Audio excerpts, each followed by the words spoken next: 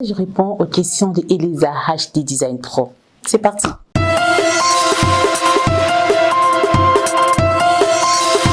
Alors, je m'appelle Sarah Mugisha, je suis de la nationalité congolaise. Je suis femme mariée, mère d'une adorable fille et je suis journaliste de profession. Alors, tout a commencé quand j'étais vraiment très jeune. Je pense que j'avais entre 7 et 8 ans. J'aimais vraiment monologuer. Je me souviens que quand on regardait la télé chez nous, après, j'allais me cacher derrière la maison et je prenais un stick à la main comme le micro. J'ai commencé à parler, à répéter en fait ce que j'attendais à la télé, à imiter les journalistes que je voyais. Je pensais que c'était normal. Et d'ailleurs, mes frères me taquinaient chaque fois qu'un jour, toi, tu deviendras folle, Sarah. Je savais pas du tout que c'était vraiment une passion pour le journalisme. Et c'est au fur et à mesure, donc au fil du temps, que j'ai pu comprendre que c'était vraiment une attraction par rapport à mon destin, à ma destinée, à ma passion pour le journalisme. Et donc cette envie-là de vouloir toujours m'exprimer devant la caméra, ça ne s'est jamais arrêté. Donc j'ai compris que j'étais vraiment née pour devenir journaliste.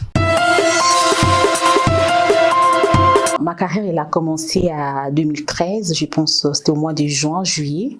Voilà, j'étais encore trop jeune, j'ai venu d'avoir 18 ans et j'ai voulu vraiment déjà m'intégrer dans le monde journalistique, sans même finir les études humanitaires parce que je me souviens à l'époque j'ai attendu mes résultats des examens d'état, mais je suis quand même allée demander un stage professionnel dans une radio communautaire et c'est de là que partit en fait mes débuts dans le journalisme et donc de formation en formation. Je suis passée aussi par plusieurs radios communautaires, je pense une dizaine de radios, mais aussi de chaînes de télévision et donc voilà, jusqu'à aujourd'hui je suis dedans, donc ça fera bientôt 10 ans, je fêtais mes 10 ans de carrière dans l'exercice de ce métier, donc du journalisme. En fait, le meilleur souvenir, il y en a vraiment plusieurs. Il y a de nombreux meilleurs souvenirs parce que 10 ans, c'est pas petit, mais je retiens quand même les moments forts, certains moments qui m'ont vraiment marqué dans ma carrière journalistique. D'abord, ce moment où nous réalisons des reportages dans des zones vraiment à haut risque, dans des zones rouges.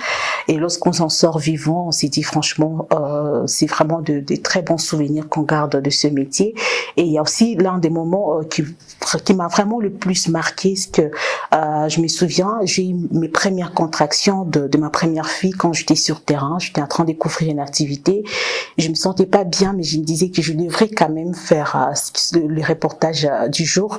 Alors quand je suis allée sur terrain, j'avais vraiment mal, mais j'ai su vraiment dépasser mes limites et produire mon élément. Et quand je suis allée à l'hôpital, on me dira que madame, mais tu as déjà commencé le travail. Franchement, c'était pour moi en fait, ça m'avait vraiment donné beaucoup d'énergie. Je me suis dit, si j'arrive toujours à me tenir debout malgré les difficultés physiques, même si j'arrive à les dépasser pour faire mon travail, ce que rien ne pourra m'empêcher de bien faire mon travail que le journalisme. Et donc ça reste vraiment le moment qui m'a le plus marqué pendant ces 10 ans de carrière.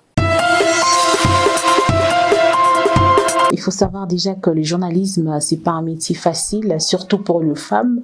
Et dans des zones rouges, dans des zones de l'insécurité, par exemple comme ma province Ituri où je travaille, il y a vraiment beaucoup de difficultés. Déjà, on a vraiment du mal lorsqu'on est femme à gagner la confiance de partenaires, mais aussi même de la hiérarchie, parce que des fois, lorsqu'il faut descendre sur terrain, on te dit par exemple que toi tu es femme, tu peux pas aller là où il y a des rebelles et tout, parce que tu vas pas t'en sortir en fait.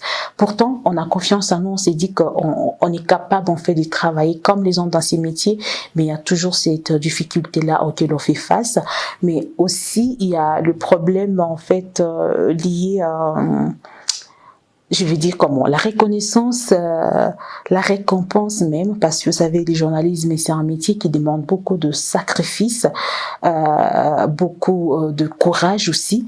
On se donne vraiment souvent trop au travail pour notre communauté, au travail pour le partenaire, on travaille pour le gouvernement, mais au retour, franchement, il y a vraiment moins de gens qui reconnaissent nos efforts, qui nous encouragent dans ce que nous faisons, qui nous appuient, que ce soit financièrement, matériellement, psychologiquement, psychologiquement, moralement, en fait, il y a vraiment moins de gens et c'est pourquoi moi je profite de cette rubrique Elisa pour dire merci à toutes ces rares personnes en fait qui nous soutiennent dans ce que nous faisons, à toutes ces rares personnes qui souvent quand tu vois nos reportages, ils nous encouragent, nous envoient un petit message d'encouragement parce que franchement, ça n'a jamais été facile dans ce métier.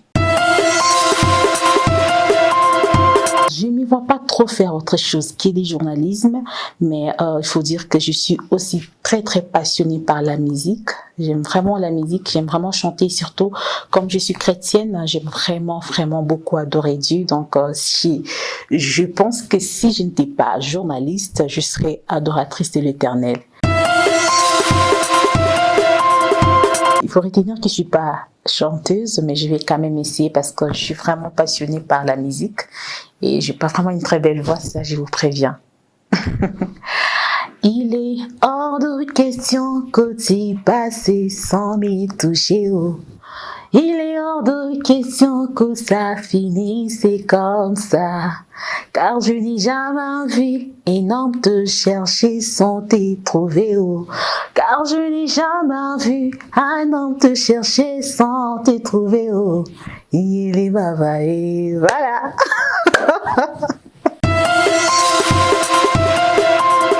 Je vais dire comme dernier mot à tous ces gens qui me suivent, vous qui me regardez à ce moment, peu importe ce que vous êtes, où vous êtes, croyez en vous, croyez en ce que vous faites, croyez en vos rêves et battez-vous, surtout battez-vous pour les atteindre.